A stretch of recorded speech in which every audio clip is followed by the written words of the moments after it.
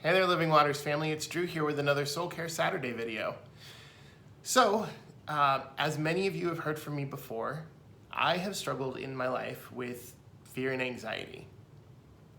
It's a pretty common fear and struggle for a lot of us. And I think probably more and more as the days go by with all of the things that we're facing with the COVID-19 virus and all the information, misinformation, opinions, shouting, social media inundation, everything that we're constantly bombarded with, and the consequences of it and the uncertainty of the consequences of it, it is rational and reasonable that there would probably be a lot more of us that are dealing with low level or high level anxiety these days. But recently, in a conversation with someone that was incredibly insightful, I was reminded of something that I had heard but not remembered. And here's how this friend put it. They said that anxiety always says no to us. And what it says no to is staying present. See, because anxiety forces us to either think all about the past or all about the future and robs us of the present moment. And, our brains were not designed for that. Our brains, our minds, by God, were designed to be present. I think that's probably one of the most beautiful insights in Jesus' words in Matthew chapter 6. If you go to Matthew chapter 6 and look at verses 25 through 34, you'll see this incredible passage, which, as I begin to quote some of it, will become really familiar to a lot of you. It's the passage where Jesus is talking about not worrying about tomorrow, not worrying about the food that we're going to eat or the clothes we're going to wear. And the beauty in it as he begins talking about, look at the birds of the air and the flowers of the field. And he talks about how the Lord provides for them and they don't worry. They don't store up. They don't do these things that we begin to do when we start being controlled by anxiety and are pushed into the future, often because of experiences in the past where things maybe didn't go well. And the wisdom of Jesus is to remind us to stay in the present, mainly because the way he designed us was to be in the present. But like I said at the beginning of this video, anxiety is constantly saying no to us, no to the ability to be present. And, in the season that we're in, it is so compellingly easy to slip into future thinking, mainly because we're all speculating and every one of us are waiting on decisions. Recently, this just last week, Governor Brown began talking about the plan for schools. And around our house, just trying to think through the future of what are we gonna do? How are we gonna handle the fall? Are our kids gonna be in school? Is Bailey gonna be in school? Lord, let Bailey be in school. But I'll be honest with you, a lot of my thinking was consumed with something that I had no answer for and no information to. And honestly, even with the governors and the metrics that they all put out, we don't know what's gonna happen. We have no idea what's gonna happen. And that is constantly forcing us into this position where we are potentially staying in future thinking and being ruled by fear and anxiety. But the words of the Lord that ring so powerfully at the end of that passage is saying basically, do not worry about tomorrow. Tomorrow will have its own trouble. Today, focus on today. Today, we have our stuff to deal with. Today, we have people to engage with. Today, we have decisions to make. Today, we have people right in front of us to love.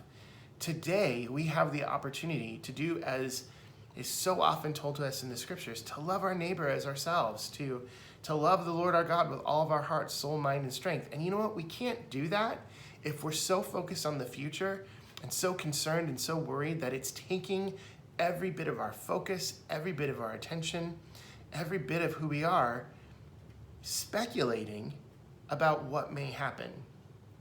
That is anxiety's bread and butter. And so I just want to encourage us today with a few things. I want to encourage us, and trust me when I say that I'm preaching to myself right now, but I want to encourage us with the challenge to stay present.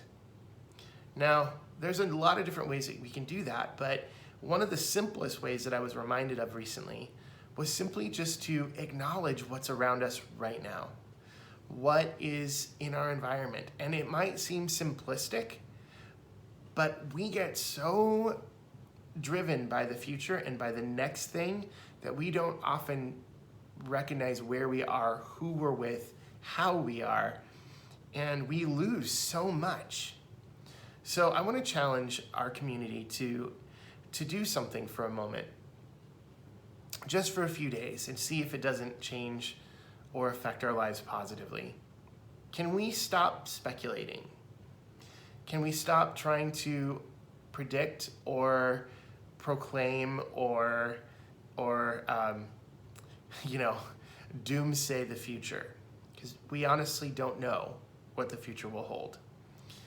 We do know what we're experiencing right now, or we will know it better if we become present to it. So here's just a few little things that we can do to try to maintain presence. Look around you. What are you seeing? When you're in any environment, take the moment to acknowledge what you're seeing. Like, for instance, I'm going to acknowledge the curtains right back there that are a grayish brown with black lines. I see that. It's right here. I'm going to acknowledge that a minute ago, and even currently, I can hear the big planes flying and coming in for a landing soon, because we don't live too far from the airport, and we're right by that flight path for those big planes that are fighting the fire out near Eagle Point. That is right now. I can acknowledge that I am sitting in my wonderfully air-conditioned home and I feel cool and I feel comfortable, and I am talking to, right now in this moment, and communicating to a community that I love. Those things are present and they are right now.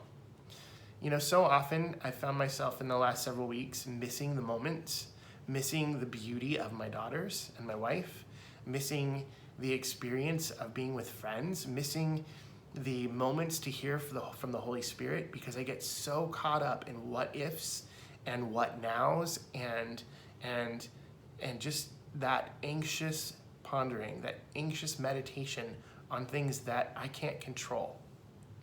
And I want to encourage us as a church family to become present people. And that might, there's so many different things that rob us of presence. And ironically, I know this is posted on social media, but can I encourage us to limit our social media consumption in the next couple days, just to see how it might affect us? Because so much of what's being put out on social media right now is pulling us into future thinking or fear or anxiety, and it's not letting us stay present.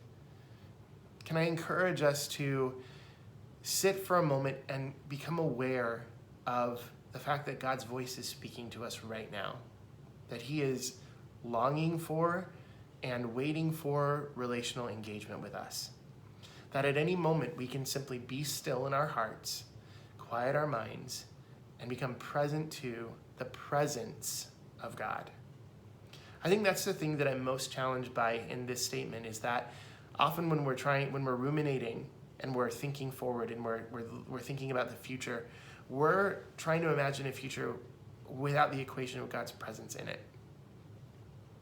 And so my challenge for us today, for all of us, for myself included, is can we fight to stay present? Because anxiety pulls us to the future or it pulls us to the past, but it says no to the present. When we become present, anxiety loses a great deal of its power.